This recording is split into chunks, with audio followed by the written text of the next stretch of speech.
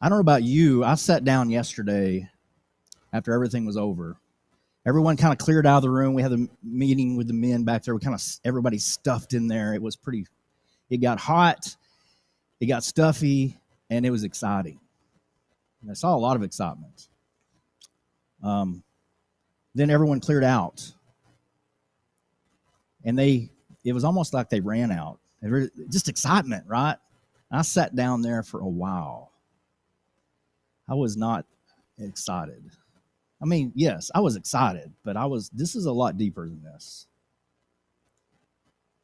It was Friday after everything was over. I could not sleep. I slept about 3 hours, and I tossed and turned the whole time. And yesterday, I thought, I didn't know what to think. Everything was over. I sat down on the table and said, what just happened? Now, those of you who weren't here for the seminar, it's pretty obvious you're not going to understand what I'm saying. Those of you who are at the seminar, I hope you understand what I'm saying. I need you to be with me. But for all of us, that's where I was. That screen represents me yesterday. I had nothing to say. And then it was obvious today had to be different. I'd already decided that. And so I spent the next hours trying to figure out, what in the world am I going to say? You know, it's the thing about turning a ship. He used this illustration. You turn it a degree at a time, right? You don't change things immediately. It's very difficult to do that. And I'm also not suggesting that we are going to do anything really all that different. There will be some differences. Let me back up to this. There we go. There are some differences. There are some changes that we're going to be making. There'll be some things that you'll have in the handout. You'll see some things that are changed, and we're going to do some of the things. If you'll see this picture, it kind of represents where we are. We've spent 1.5 years making a dirt road. We've kind of laid foundations. We've talked about ways to do things, approaches. We've even done some experiments. We've done some things like we had the Valentine's Day banquet actually in March, but we still had it. We invited people from the community. We've been practicing trying to reach out to different people, and some people were a little confused. They thought that all those things were for us, but they weren't for us. They were for the people outside. The whole reason is, he said yesterday, 70% of our effort is trying to find people in the community to talk to. There's no possible way we can grow if we can't figure out how to get into the community, right? So he helped us with that quite a bit, but this is what's been going on. So I'll be honest, and I told the men this yesterday. I apologized. I said, I haven't been leading in this area that well, and that's in the personal evangelism part, because there are a lot of reasons. One of them has been because of COVID. I mean, that's an excuse we all have, right? It's easy to throw that one up, but whether or not COVID actually hurt the church, I mean, we grew through it, but it certainly hurt our community, and it was really hard to get out and reach out to people in this community. There was so much standoffishness. Even if they weren't wearing a mask, it was hard to talk to people. Then also, I've run into a lot of personal challenges in the last year. Death of my father. There's some other pretty big things that happened in my life that I'm not ready to talk about with you guys. And then there was the hurry up and wait, where I knew we had to lay foundational things, and so I was trying to make it a timing thing where I'm just kind of waiting, I'm biding time. And then we found out the seminar was coming. So I says, okay, I'm going to bide a little bit more time. I'm going to wait for a little bit. I didn't want to get started with things and then have to shift gears when he came in and taught us something different. So I had to wait and see. And during that time, I started getting a little bit down and discouraged. And I've shared this more than once with the men in the men's meetings. And we've prayed together about it. And yesterday, it hit me that this is the time that we've been waiting for. It's not a matter of excitement to me, although I'm excited. It's just deep down, I know this is a beginning for us because we've had so many people commitment. I remember looking around the room last night, and there were 13 of us, and I leaned over to Chuck, and I said, it's 12 apostles changed the world. What can we do with 13 men? And it's not just the men. I don't mean that. We have a lot of women also that were committed that said, we want to make some changes. And I knew that coming out of that room, I knew things had to change because these men coming out of that room had already decided it was going to change. And I'm with you. And we are now starting. In fact, I don't know if any of you have already started this, but I've already got my first supper with someone outside tomorrow night. And there'll be a whole lot more of those. I love to eat out anyway, so that's the easy part. I'm not saying these as like, look at me, but I am telling you, I'm going to do the work. I'm going to talk about it, and it's not because I'm bragging. I want to encourage you, and if you have things going on in your life, I want to know about it. I can give you a list right now of 4 different people that I'm working on trying to break down barriers so that I can sit down and have a Bible study with them. I've been doing it for months. But this yesterday gave me a push to say, okay, it's time. I'm tired of waiting. I'm tired of sitting on my hands. This is when it starts. And I want you to be with me because we can do this. So this is where I was yesterday. What just happened? And it was amazing. I absolutely ate everything he said. I learned a couple of things. There was nothing he said really that I was like, oh, wow, I have never considered that. And I don't mean to say that as a bragging thing. I'm saying he didn't say anything that all we already didn't know, right? We understood most of the things that he brought up. It's not the fact that we didn't know what to do. It's now we have an organization. Now we have the ability. Now we have the concept, the big picture of how all the things that we've tried to do in the past are going to be able to fit together. And throw in a few of the things that he added to that, and we are going to make some headway. I'm not going to say that we're going to baptize 100 people next year. I don't know what the Lord's going to do. I know one thing for sure. If we're putting the work in, God will bring the results. I have no idea how many results, and I don't care. It's not my job to determine how many people are going to be saved. It's my job to teach them. And when they are ready to be saved, they will be saved. And that's the way it is for all of us. Jesus said to go make disciples. He didn't say to convert people. The Word of God will convert them. But we've got to do the work for that to happen. So this is where we are. We have, yesterday he outlined for us, I think it's a great way to put it. It's a little better than I've tried to do. But he talks about bringers, teachers, and keepers, and that's what we're talking about this morning. And so if you weren't here for the weekend, you're going to get a very, very, very brief overview of some of the things he said. And if you were here yesterday, hopefully you'll understand what I'm saying of why this is important that we talk about. But we all have a place. Look in Ephesians chapter 4. How many times have you read this passage related to the work of the church? We also have Romans, we have 1 Corinthians, talking about the differences in the body, how that we have the pieces all together. But Ephesians chapter 4 is, I think, the premier passage when we're talking about the growth of the church. He says, let me find the passage here.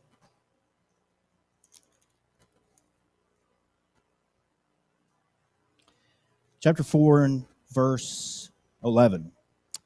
He himself gave some to be apostles, some prophets, some evangelists, some pastors and teachers, for the equipping of the saints for the work of ministry, for the edifying of the body of Christ, till we all come to the unity of faith and of the knowledge of the Son of God, to a perfect man, to the measure of the stature of the fullness of Christ, that we should no longer be children tossed to and fro and carried about with every wind of doctrine, by the trickery of men and the cunning craftiness of deceitful plotting, but speaking the truth in love may grow up in all things into him who is the head, Christ, from whom the whole body, joined and knit together by what every joint supplies, according to the effective working by which every part does its share, causes the growth of the body for the edifying of itself in love.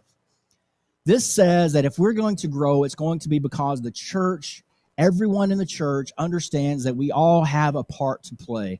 We are not all going to do the same things. That is unscriptural to believe that every person is going to do the exact same things. That's not right. But every person has a part. And the culture of this church must become, no, there is no way that we can sit down and say, I don't have a part to play. You have a part to play in this church, and you will find that part. That's the way it works. That's not me saying that. That is God saying that. We have to find our place. God has seen fit to bring us all together. I've said this, I don't know how many times in this pulpit already. There's the pulpit, but here already. God has brought us together. I believe that with all of my heart.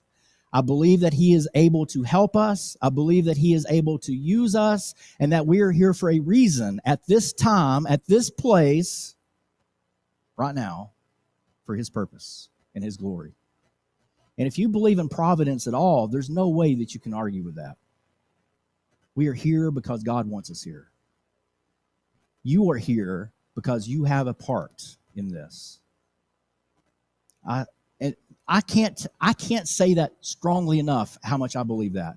There's no doubt in my mind. So if you come to me and say, I just don't know what I can do, I don't think I have anything I can do, I'm going to challenge you on that, because you have a part to play in this, and you are important in this. And as much as is within me, I am not going to allow you to tell me you can't do it, because God says differently. What are we going to have to do? We're going to have to learn some things we may not know. We're going to have to learn a few skills we may not have. We're going to have to refine some skills we already have. And that's the place to start, really. Start with what you're good at, and then you can learn and grow. Think about the parable of the talents for just a minute. You see the talents, how they increased, right? It didn't matter how many talents they started with. What mattered was what they did with them. You have so many opportunities. Let's use them, put them to work. So we have bringers, teachers, and keepers. You can be all three of those if you want to be, or you can be one of them. But you can be one of them, because this is where we are. Why? Because the lost. There is no plan B. Who is going to come into Caddo Mills and evangelize Caddo Mills, if not the church? Are we going to wait till some other church says, hey, we need to go, they're growing like crazy in Caddo Mills, we're going to send a team of experts in to evangelize Caddo Mills? It's not going to happen. We are the plan. Jesus is not going to send his angels to teach the gospel to anyone in this city or in this community or this region. Nowhere on earth. It's never happened.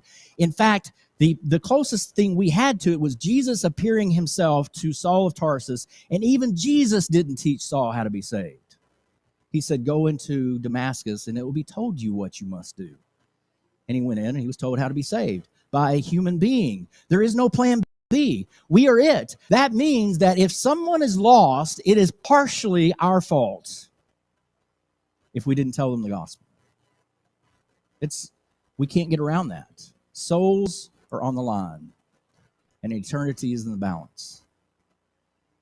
I know the popular belief today is to believe that hell is not real, or hell is only temporary. But, brethren, you know hell is forever. And it is a miserable separation from God for eternity. And miserable is putting it lightly. And if we want people to get out of there, off that road, we're going to have to start now if we haven't been there. Because eternity is in the balance. Jesus said, the Son of Man has come to seek and to save that which is lost. I can't imagine being a disciple of Jesus, a follower of Jesus, someone who looks at Jesus and says, I'm going to live the way you lived, and yet says, I won't reach the lost. I won't try to reach out to anyone because I just can't. Jesus walked that road. We walk that road as well. It's very difficult for us to call ourselves disciples if we're not willing to walk down the road. All of us, in some way or another, are evangelists. Now, as I said, not all of us are going to do the same things. So please understand that. I'm not saying that you're going to have to go door to door, but there are things to do. And every single part is what evangelism is about. If our focus is on the lost, what we're trying to do. So let's talk about the bringers. Look in John chapter 1. This is really powerful. When you look at John chapter 1 and see the words that were used, a couple of times, several times actually in this book. The idea is come and see. Jesus even used that in chapter 1 and verse 38. It says, well, starting in verse 35, again the next day John the Baptist, stood with two of his disciples, and looking at Jesus as he walked, he said, "Behold the Lamb of God." The two disciples heard him speak, and they followed Jesus. And Jesus turned, and seeing them following, said to them, "What do you seek?" They said to him, "Rabbi," which is to say when translated, "Teacher, where are you staying?" He said to them, "Come and see." Jesus was invitational, right? He was always saying, "Come take a look. Let's delve in a little bit further." He wasn't satisfied. He could have easily just told them. What would have happened? He said, "Oh, I'm staying over at so-and-so's house." What would have happened? They may have just turned around and walked off, but he didn't do that. He said, "Come and see." Why? He wanted to spend time with them. He understood the nature of what he was trying to do, and he understood the importance of spending time with people. Look in chapter 1, verse 43. It says, "The following day, Jesus wanted to go to Galilee, and he found Philip and said to him, 'Follow me.' Now, Philip was from Bethsaida, in the city of Andrew and Peter. And Philip found Nathanael and said to him, 'We have found him of whom Moses in the law and also the prophets wrote, Jesus of Nazareth, the son of Joseph.' And Nathanael said to him, 'Can anything good come out of Nazareth?' Philip said to him, 'Come and see.'" Can anything good come out of Nazareth? The reason he asked that is because there are no prophecies in the Old Testament that say any prophet is coming out of Nazareth. Can anything good really come out of Nazareth? What has Nazareth to do with anything? And his answer was not to get into an argument. It was, "Come and see. Come and be a part of it." That's what we need. We have what we call bringers. And a bringer is someone who simply invites people in. Even if it's just bringing in a name, it's a contact. It's something that we can work with. We have in talking about how we can reach other people, there's different stages that people are in. Sometimes we have what we call a prospect. A prospect is something, it's just someone that we know, right? It's someone we know. We really don't know if there's any interest. We don't know if there's any way that we can get into their lives or anything like that. Yeah, but it's a prospect. But when they become someone who is a searcher for something, that's when they can become a contact for us. And a contact doesn't mean that we are going to go and try to hard sell them on anything. A contact simply means we have an opportunity now because they're looking for something. So that's the difference between the common friends that we have and a contact. A contact is someone who is in some way looking for God. If someone is looking for God, they're going to find him. And you know how they're going to find him? Because you can show him to them. And those people, when you see someone who is a contact, who is looking for answers to life, and you offer them an invitation, and they simply say, "Well, come and see. Just take a look." And if they're looking, they're going to look. If they're not looking, they're not going to come, and we won't waste our time. This is what we saw here, and we can see that many, many other ways, and this is where we are. So I want you to, right now, think about contacts. Now, I probably should have put prospects up there, but this is where we're going to do something a little bit different. I have here, it says School of Evangelism. It's a fancy little card. This is a card where it has a lot of blank lines on it. Now, Spencer passed these out before he sat down, but I know that there have been other people come in. So if you don't have one of these, please raise your hand, and Spencer can bring one to you. You may have picked one up in the foyer. That's okay. Don't be shy. We're not doing anything unscriptural here. You can raise your hands. What we're going to do is we're going to take a look at this. Now, this is going to be part of the lifeblood of what we're doing. We have a lot of ways that we're going to use to make contacts with people. This is one of them. And this is actually probably one of the best ones because these are about people we already know. Now, Spencer, we also have in the back pens. If anyone needs a pen, please raise your hand because we're going to write a few things down. I want to encourage you to do this. We're going to actually have some silence in here so we can have some time to do this. So if you need a pencil or a pen to write it down, we're going to write down 10 names. I have them already written down for me. You don't see them here because this is a blank. I have them. Now, let me ease your fears just a bit. This is not 10 people that I'm going to call this afternoon. It's not 10 people that you're going to call this afternoon. We're talking about 10 people you know, all right? Because we're going to see them transform from a prospect to a contact over time, possibly. Now, it's possible you'll write 10 names down and not one of them will ever become someone that we ever talk to. It's very possible. In fact, probably about 20% of what we write down maybe will be people that we actually talk to. And we are not the ones who decide whether or not we talk to them. It'll be them. They will decide because they're going to present themselves, or in some way we're going to see that they are a prime candidate for someone to reach out to them and say, hello, I hear you're having some difficulties. How many of your friends would like someone to reach out to them and say, I've been praying for you. Or I hear you're having a difficult time. I want to help. We're talking about ways that we can reach people. So get over any fears that you have or anything like that and start writing down names. And I'm going to give you just about a couple of minutes to write some down.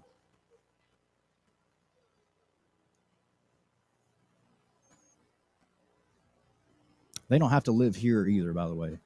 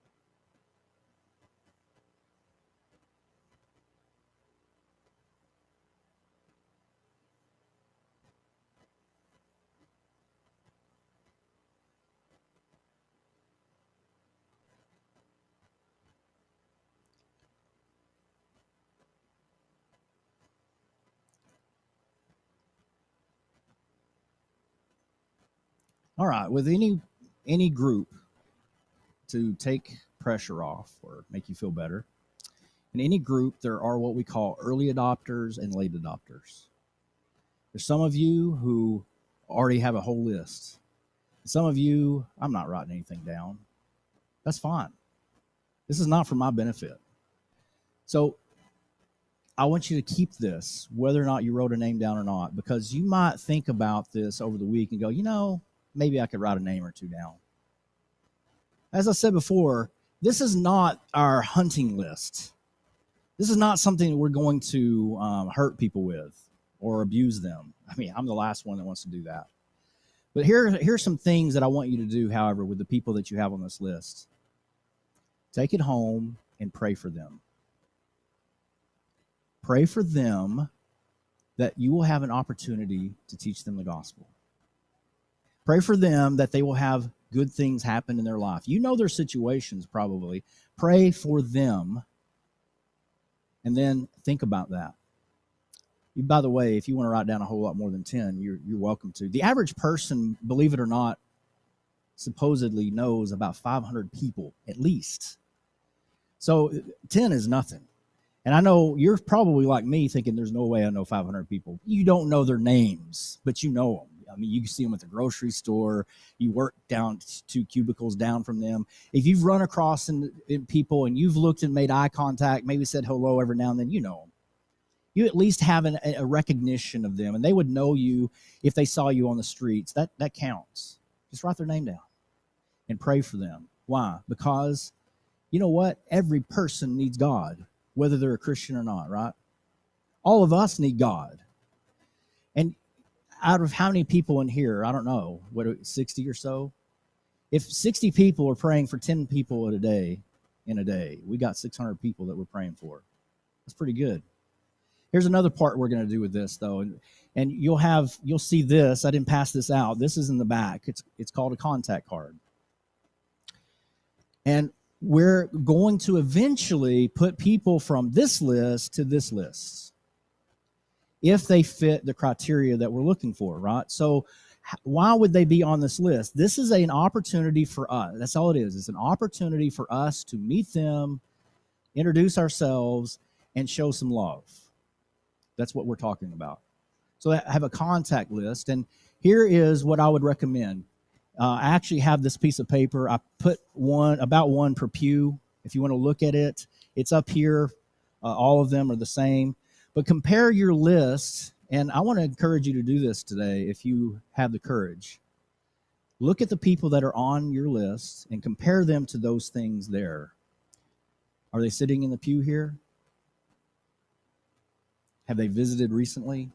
They have a large life change? Has there been a death in the family?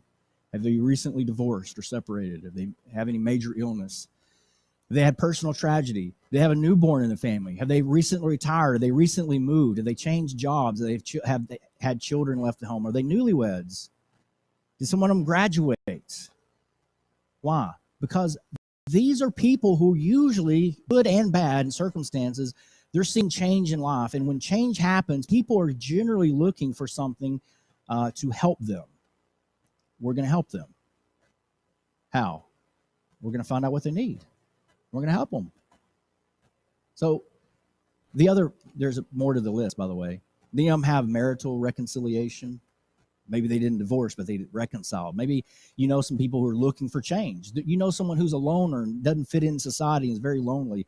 There's no such thing as a person who is a complete isolationist. Now, they can isolate themselves completely, yes, but that's not healthy for them. We are made to be social beings. What about people who stopped going to church? I know a lot of people like that. How about recently discharged from the military, people who are bored with life? How about a non-Christian spouse or friend? Or a non-Christian relative, non-Christian child, someone who's been recently put in a rest home, someone who's in the hospital, a coworker of yours, someone who is starting college. What is this? All I want you to do is take that form, look at the names, and if one of those situations fits one of those names, just put an asterisk beside it.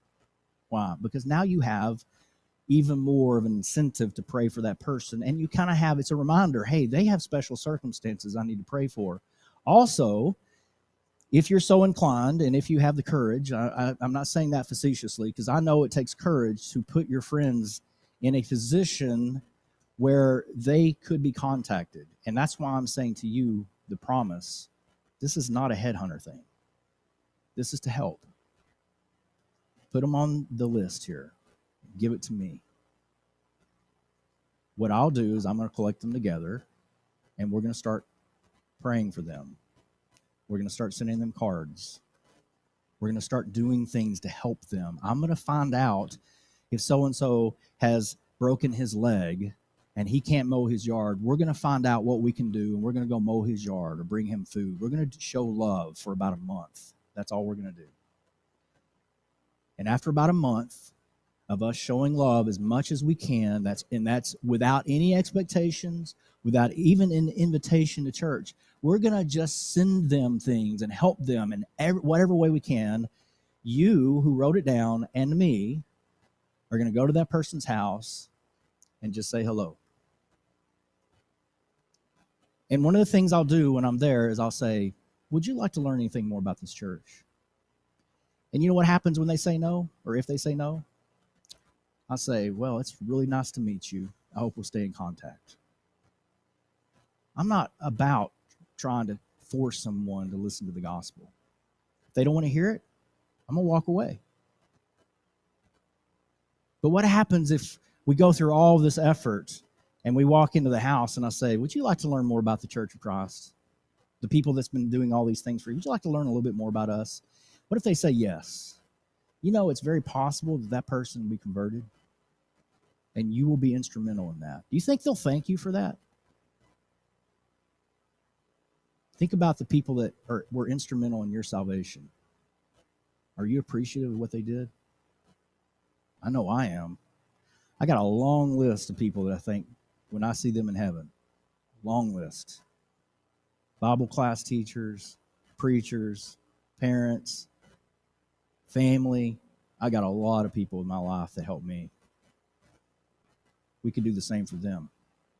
Take the time, put this in here. All you need, first name, last name, address if you could know it, and phone number, and then any other information you know about them. But that really is it. I would like to know on there, at some point, I would like to know maybe who it is that is writing the card. So put your name on it too, so that I can go with you, because, I mean, if they don't know who I am and I knock on the door, it's kind of a nice gesture, but it's going to be a whole lot better if you're there because they know who you are.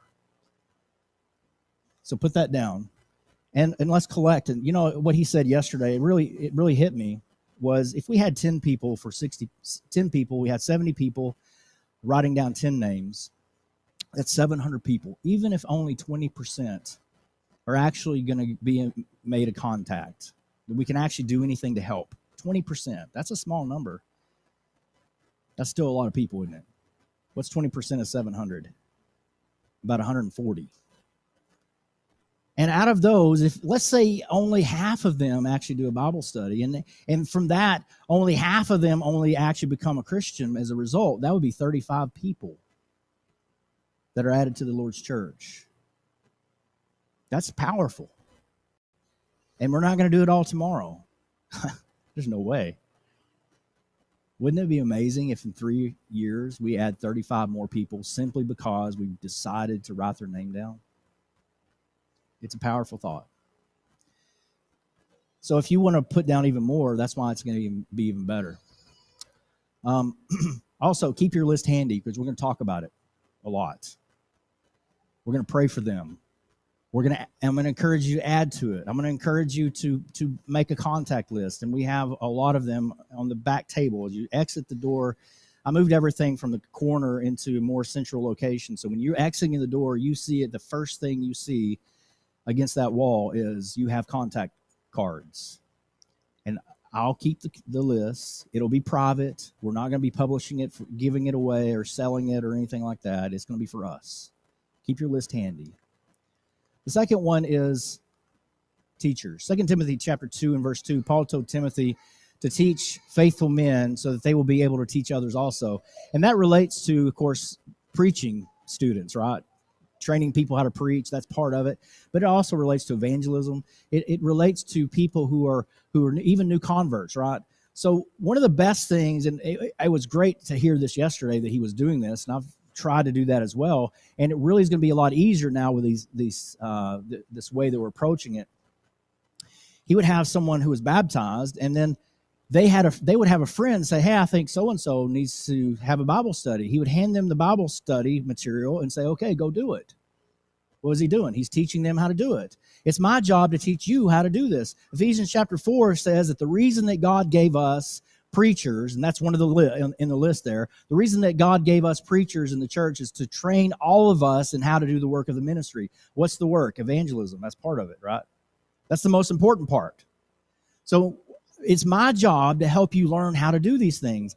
Now, not everyone is going to be teaching Bible lessons. I recognize that. But all of us are going to learn how to do it because it's good to know. You have no idea when you have an opportunity. You may run into someone who, could you imagine if someone came up to you and said, "I need to know about God. I can't," and you're by yourself. "I need to know about God. Please tell me something about God so that I can go to heaven. Will you please have a Bible study with me?" Are you going to look at them and say, "Well, I don't do Bible study. Can you wait about 6 months until I can get with my preacher to come and set a schedule with you?" Is that going to work? What are they going to do?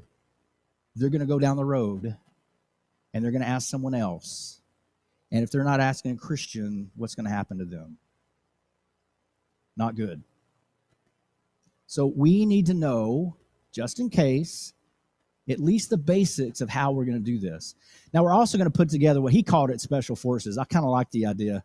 It kind of makes it sound manly, you know. It's like, yeah, I thought of David in 2 Samuel. They had a list of the things that he accomplished at the end of his life, and they had all these different warriors listed in the battles that they fought and things like that. I thought that's fitting, you know.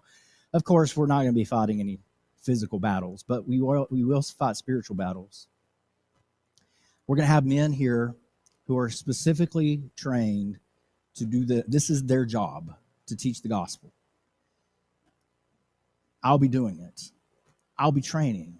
I'll be leading the charge, but it's not going to just be me. It can't be. I can't be in more than one place at a time. And I've struggled with this because I have a lot of things going on in my evenings. And so much so that sometimes when I have opportunities to do things, I have to figure out, okay, which thing am I going to cancel so that I can be part of this? And I'm not complaining. I'm simply saying I realize there's only so much time in a day, and there's only so much places I can be at one time. And all of us know that. And from the very beginning, this is something I've really respected about this church. You have told me from the beginning, Jason, you're not going to do this by yourself. And I'm calling you to that today. I am not doing this by myself. All of us can participate.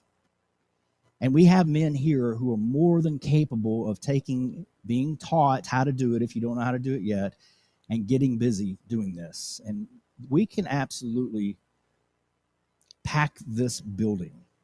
I mentioned it a few months ago in a men's meeting. I'm so looking forward to making Brad's job even more difficult.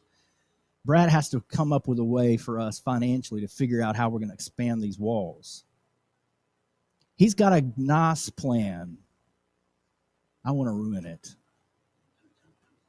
He's got a great plan for maybe in 6 months we can look at something. Maybe in a few years we might be putting a building up somewhere. I want to have him looking at me saying, "Stop it. Slow down." Why? Not because I'm not going to be doing it all, but we can. Why? Why couldn't we?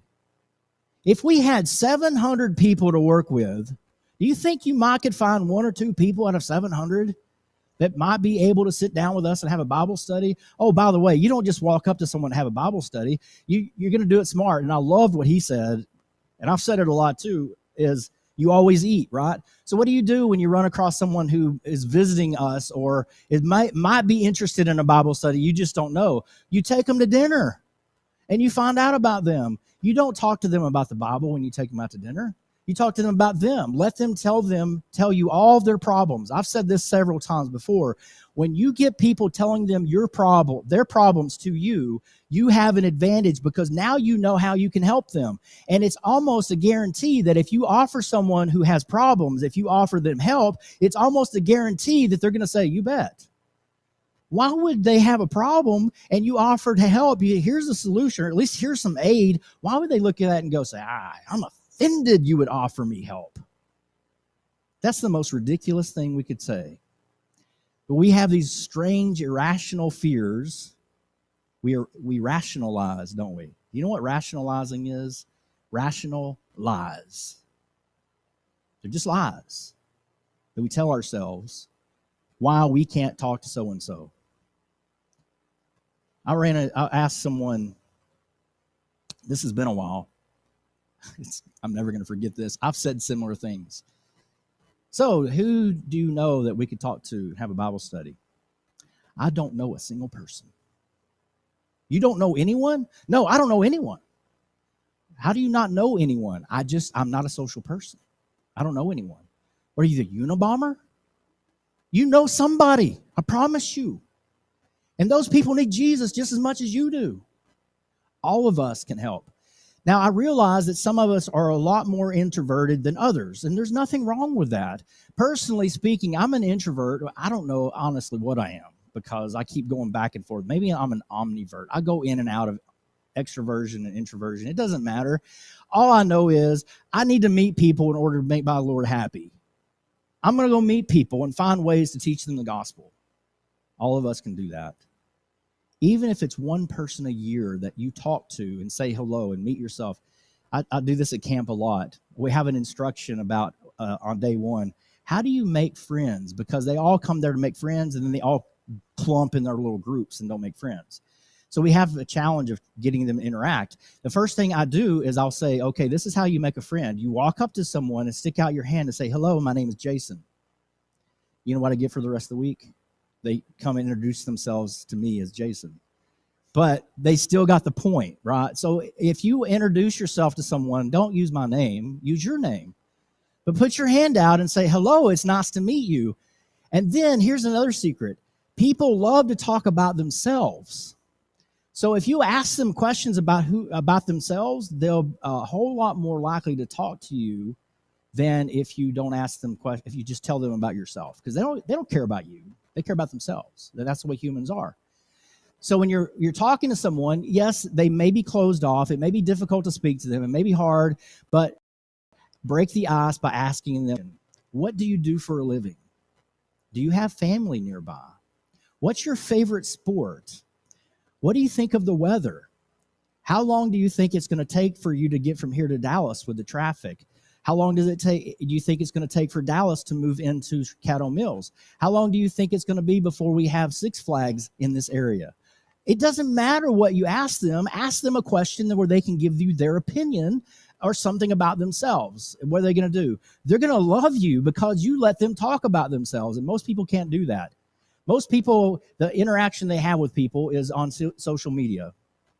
You know what that interaction is? If they're anything like me, they post about 12 times before they actually post anything, because I'll write it, and I'm like, I don't think that really sounds good. And then I'll erase it, and I'll write it again. I don't think that sounds good either. Somebody's going to judge me for saying that. And I over and over and over and over and over until I finally post something. There are a lot of people that are doing that. They can't express themselves. But when you actually open up your ears and listen to people express themselves, you will find that they will love you. So what are we doing? We're going to teach people how to teach. I'm sorry I went off on a tangent of that. I'm just very passionate about how to meet people.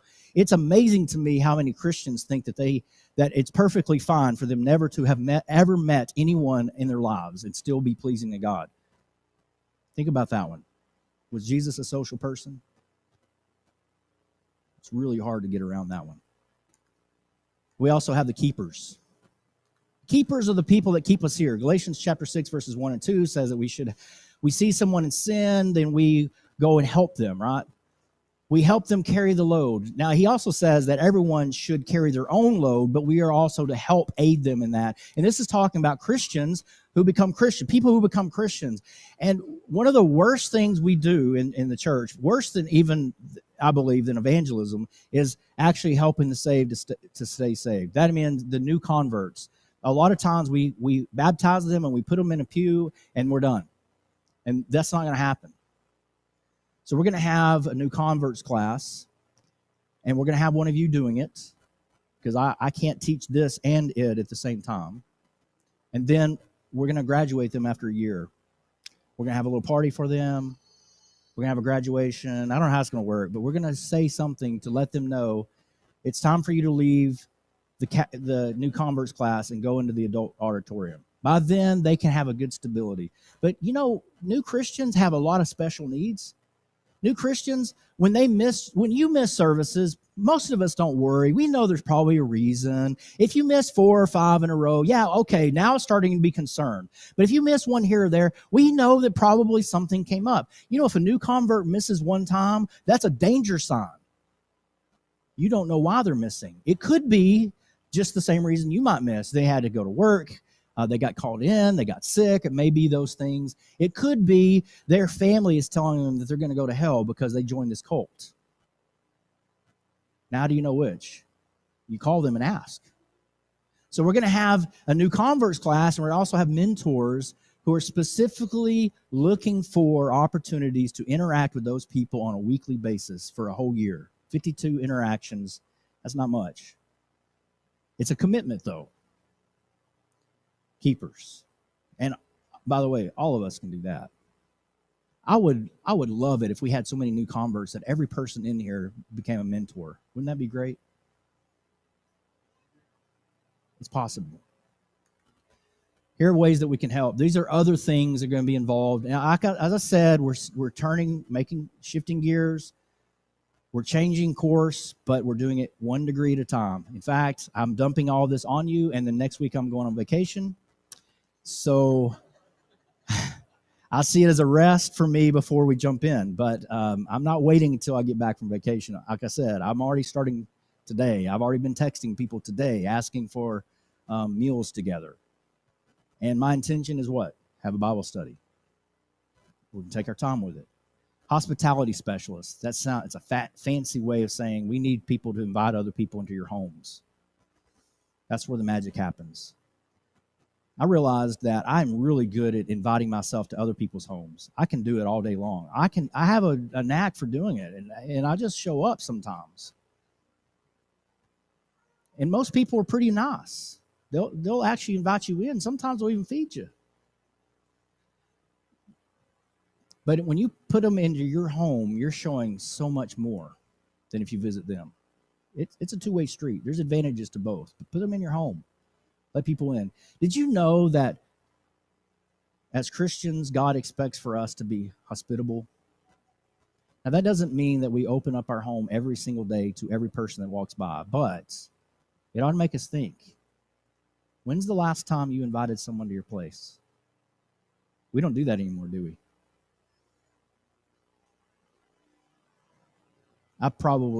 In the last year and a half, I've probably had 75 nights of people at my house. How many of you had? Unless it's me and I just invited myself over. That doesn't count.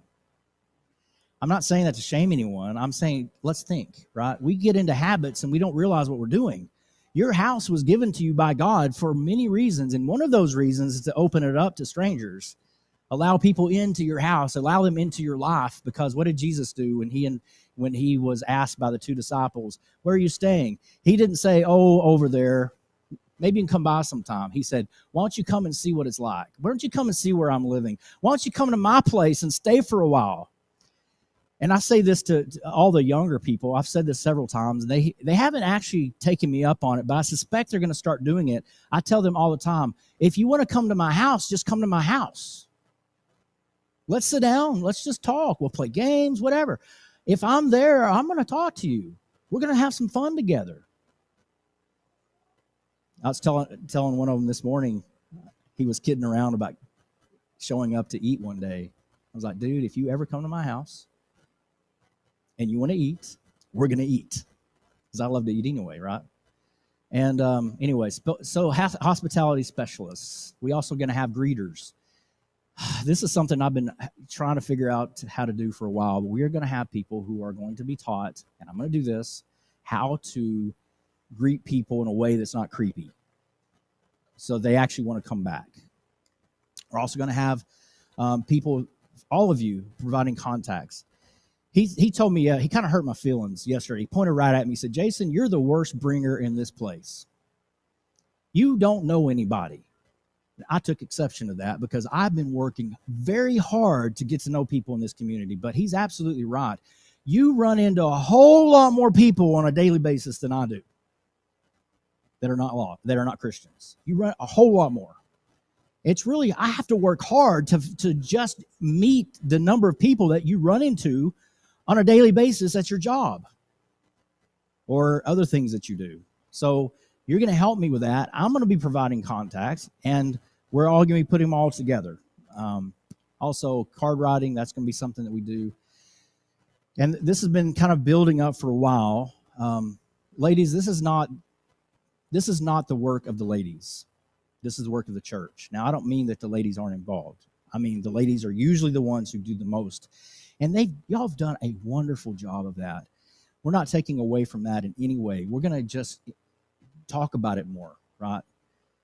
Another thing, though, if you have someone who knows is sick, and by the way, I know 2 or 3 people right now that need to be on this list, and you need to give me their names too so that we can put them on this list, so we can send them cards. And it's not just cards. We're going to call them. We're going to find out what they need and help them, right? We're going to fulfill needs. So we're going to be doing this very regularly. This will be, if you're not on board with this, by the way, you're going to get really tired of me talking about it, but I'm sorry, that's the way it's going to be. Doing good deeds to a focus group. This is what we've been trying to do. We've been trying to figure out how can we get in the community and do good. And then we also need some courage and bravery. One of the things I notice about courage is when someone, have you ever noticed I have a problem with posture, always have, but I'm around someone and they're standing up straight like this. What do I tend to do? What do you tend to do? You stand up a little straighter, right? When you're around people who speak and act courageously, what does that do for you? It also encourages you to speak and act bravely. So that's how you can help. Let's not talk pessimistically, or let's not talk fatalistically about this isn't going to happen, or we had a failure. Hey, I promise you, there are going to be a lot of things that we do over the next several years where we will fail, and we might fail gloriously. I don't care. We're not defined by the way we fail. We're defined by the things that we do and accomplish. And we will, with God's help, have a lot of good things happen. I have no doubt about that. We need to be courageous. And I realize that this is not normally it's not a sermon that's normal. But we need to be light. We're doing the greatest work. We're going to receive the greatest rewards. And we're doing the greatest good possible. There's nothing else that you can do that's better than helping someone go to heaven. There are other good things to do, but none of them are as good. So let's get involved in the best things that we can do. Be a part of the lot and start now. I need you with me because we're heading out. I don't want to leave anybody behind. If you're not a Christian, it's time to put the Lord Jesus on in baptism. If you don't know what that means, let's study together. Maybe you actually don't even believe you need to do that. Let's study together. Let's talk about it. If you are a Christian, you haven't been living the way God wants you to live, here's an opportunity for you to make some changes. Whether it's related to evangelism or any other thing in your life, we need to be holy people because God is holy. And if you need to make changes in your life, please let us know how we can help. Please, won't you come as we stand and sing.